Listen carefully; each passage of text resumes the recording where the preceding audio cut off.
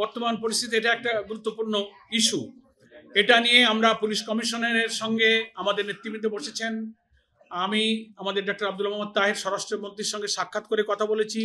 স্বরাষ্ট্র উপদেষ্টা নিজেই টেলিফোন করে কালকে আমাদের জনসভার সিকিউরিটি এবং ব্যবস্থাপনা সম্পর্কে খবর নিয়েছেন। বিভিন্ন এজেন্সি এ ব্যাপারে কাজ করছে। আশা করছি আমাদের নিজস্ব স্বেচ্ছাসেবক আমাদের ব্যবস্থাপনা নিয়ে আমরা আশা করছি আল্লাহ তাআলার সাহায্য পেলে, আপনাদের সহযোগিতা পেলে ইনশাআল্লাহ সুশৃঙ্খলভাবে এই সমাবেশ এদিক থেকে হবে। আর গোপালগঞ্জের ইস্যুতে আমরা তীব্র নিন্দা এবং ক্ষোভ প্রকাশ করেছি। গতকালকে তাৎক্ষণিকভাবে বাংলাদেশ জামাত ইসলামী রাজধানী ঢাকা সহ সারা দেশে আমরা বিক্ষোভ মিছিল করেছি। আমাদের সম্মানিত আমিরে জামাত এই ঘটনা ঘটার পরই স্বরাষ্ট্রমন্ত্রী এবং দেশের খুব উচ্চপদস্থ গুরুত্বপূর্ণ এজেন্সির সঙ্গে সরাসরি কথা বলে যখন গোপালগঞ্জে এনসিপির নেতৃবৃন্দ আটকা পড়ে গেলেন, ডিসি অফিস, এসপি অফিসে তাদেরকে রেস্কিউ করার জন্য সরাসরি গুরুত্বপূর্ণ জায়গায় আমাদের আমির জামাত নিজেই মনিটর করেছেন, কথা বলেছেন। আমার সাথে কথা হয়েছে, উনি এনসিপি নেতৃবৃন্দর সাথে কথা বলেছেন, তারা আমাদের সাথে কথা বলেছে। আমরা এর তীব্র নিন্দা জানিয়েছি, আমরা তাদের পরামর্শ দিয়েছি। আমরা মনে করি যে একটা নিষিদ্ধ ছাত্র দল বা যুব ছাত্র সংগঠন, আর কি ছাত্র সংগঠন বা রাজনৈতিক সংগঠন, এরকম একটা পূর্বঘোষিত গণতান্ত্রিক প্রোগ্রাম, তাদের সাংবিধানিক অধিকার, তারা সারা দেশে পদযাত্রা করছে, পূর্ব নির্ধারিত টাইম তাদের ছিল, সেইখানে এইভাবে দিনের বেলা হামলা করে বসলো। ভিডিওতে আপনারা দেশবাসী দেখেছেন যে পুলিশ প্রশাসন বা যারা সেখানে উপস্থিত ছিলেন ল অ্যান্ড অর্ডার সিচুয়েশনকে দেখার জন্য, তারা কিন্তু কাঙ্ক্ষিত মানে যথার্থ ভূমিকা কিন্তু পালন করতে পারেনি। এসেছেন তারা এসেছে পরে, কিন্তু তখন কিন্তু দুর্ঘটনা কিন্তু ঘটে গেছে। যাই হোক, তারপরে আমাদের আমির জামাত সহ দেশবাসী যখন উদ্বিগ্ন হয়েছেন, গুরুত্বপূর্ণ জায়গায় আমরা কথা বলেছি, তারপরে তাদেরকে উদ্ধার করে নিরাপদে তাদেরকে পাঠাবার ব্যবস্থা নেওয়া হয়েছে। এটার জন্য আমরা তীব্র নিন্দা জানাই। এবং বিস্ময়ের ব্যাপার যে সশস্ত্রভাবে গোপালগঞ্জের সেই সব জায়গাগুলোতে তারপরও তারা যে মিছিল করেছে, বিক্ষোভ করেছে, ডিসি অফিসে, এসপি অফিসে হামলা করেছে, কারাগারে হামলা করেছে, এটা খুবই ন্যাক্কারজনক। এর আমরা তীব্র নিন্দা জানাই। এবং এই অবস্থা নিরসন হওয়ার জন্য আজকে সারা দেশে জামাত ইসলামী বিক্ষোভ দিবস ঘোষণা করেছে। সারা দেশের সকল মহানগরী জেলাতে আমরা বিক্ষোভ মিছিল করব। আমরা পত্রিকায় স্টেটমেন্ট করেছি, আমির জামাত ফেসবুকে তার গুরুত্বপূর্ণ স্ট্যাটাস দিয়েছেন, সবই হয়তো আপনারা দেখেছেন। আমরা ফ্যাসিবাদ বিরোধী আন্দোলনে যারা রাজপথে ছিলেন, যারা জুলাই অভ্যুত্থানের চেতনা লালন করেন, তাদের উপর এই জাতীয় যে কোনো ফ্যাসিবাদী হামলাকে রুখে দেওয়ার জন্য জামাত ইসলামী দৃঢ় প্রতিজ্ঞ আছে, তাদের পাশে আমরা থাকবো। আওয়ামী যুবলীগের এই সশস্ত্র সন্ত্রাস, অস্ত্র নিয়ে রাজপথে নামা এবং 15 বছর তারা এটা করেছে, তাদের এই ফ্যাসিস্ট নেত্রী পালিয়ে যাওয়ার পরও যে তাদের এই দুঃসাহস বাংলাদেশ তারা দেখাচ্ছে, এটা আমরা তীব্র নিন্দা করি। তাদের গ্রেফতার করা উচিত, আইনের আওতায় আনা উচিত। আজকে বিকাল 5টায় এনসিপির উপরে এই হামলা, আক্রমণ এবং আওয়ামী ফ্যাসিবাদের প্রেতাত্মাদের এই সন্ত্রাসের বিরুদ্ধে বাইতুল মোকাররমের চত্বর থেকে বিকাল 5টায় ঢাকা উত্তর দক্ষিণ মহানগরীর যৌথ উদ্যোগে সমাবেশ এবং বিক্ষোভ মিছিল হবে। আমি আপনাদের সকলকে সেই কর্মসূচিতে অংশগ্রহণ করার জন্য আমন্ত্রণ জানাচ্ছি, দাওয়াত দিচ্ছি। আসন্ন জাতীয় সংসদ নির্বাচনকে অবাধ এবং নিরপেক্ষ করার প্রয়োজনে যে লেভেল প্লেইং ফিল্ড, রাজনৈতিক ময়দানে নির্বাচনকে নিরপেক্ষ করার প্রয়োজনে যে মাঠের সমতা প্রয়োজন, সে সমতা নেই।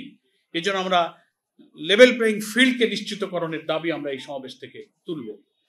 দ্বিতীয় হচ্ছে, জুলাই অভ্যুত্থানে এবং তার আগে যে সমস্ত ফ্যাসিবাদীদের হাতে যারা নিহত হয়েছেন, জীবন দিয়েছেন, আহত হয়েছে, এই গণহত্যার বিচার অবিলম্বে সম্পন্ন করতে হবে। নির্বাচনের পূর্বে মানবতা বিরোধী অপরাধ, এই সব অপরাধীদের বিচার যেন জাতির সামনে দৃশ্যমান হয়, এটা আমাদের এই জাতীয় মহাসমাবেশের অন্যতম দাবি।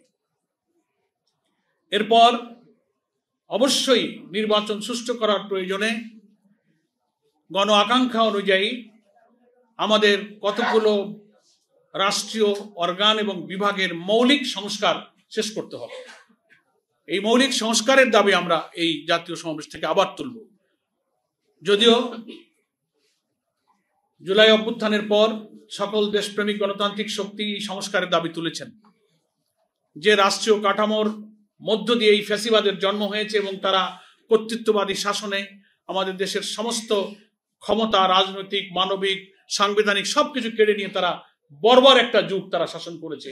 এই কর্তৃত্ববাদী শাসক যেন আর তৈরি না হয়, এই জন্য আমাদের রাষ্ট্রের কাঠামোকে পরিবর্তন করতে হবে। এর জন্য সরকার যে সংস্কার প্রস্তাব দিয়েছে, ন্যাশনাল কনসেনসাস কমিশন, জাতীয় ঐক্যমত্য কমিশনের মধ্য দিয়ে জাতীয়ভাবে রাজনৈতিক দলগুলোর মধ্যে সংস্কারের মেজর ইস্যুতে ঐক্যমতের প্রচেষ্টাও সেখানে চলছে। এই প্রচেষ্টা সফল করা দরকার। বিফোর ইলেকশন মৌলিক এই সব পয়েন্টে সংস্কারগুলো শেষ করতে হবে।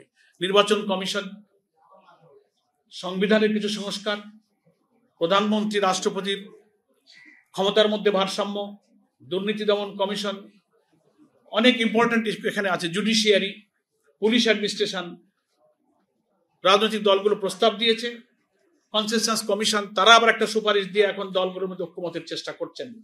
বাংলাদেশ জামাত ইসলামী এই ঐক্যমত্য কমিশনের প্রচেষ্টায় নিরলসভাবে তারা সময় দিয়ে যাচ্ছে এবং অবদান রেখে যাচ্ছে এই ঐক্যমতে পৌঁছবার জন্য। আমরা মনে করি কোনো ষড়যন্ত্র যেন এই সংস্কার কাজকে বিঘ্ন করতে না পারে। সংস্কার না হলে নির্বাচন সুষ্ঠু হবে না, আর একটা ফ্যাসিবাদের জন্ম হবে।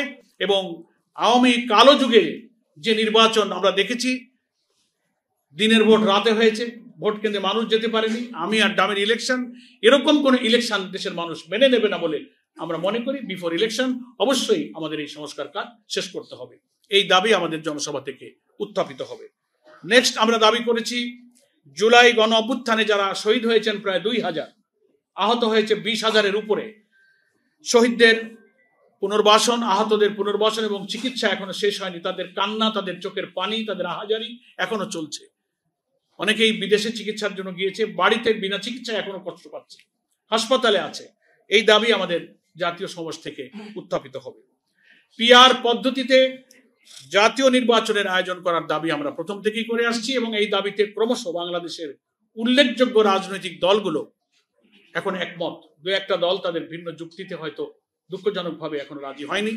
আমরা ওই জাতীয় সমাবেশ থেকে আহ্বান জানাবো, আমাদের প্রপোর্শনাল রিপ্রেজেন্টেশন, সংখ্যানুপাতিক পদ্ধতিতে এই নির্বাচন হলে দেশে কালো টাকা, পেশি শক্তির দৌরাত্ম্য কমবে, মনোনয়ন বাণিজ্য থাকবে না, দক্ষ যোগ্য পার্লামেন্টেরিয়ানকে পার্লামেন্টের প্রত্যেকটি দল তাদের সিনিয়র নেতাদেরকে সেখানে মনোনীত করে সংসদে পাঠাতে পারবে। ফলে পার্লামেন্ট একটা কোয়ালিটি পার্লামেন্ট হবে।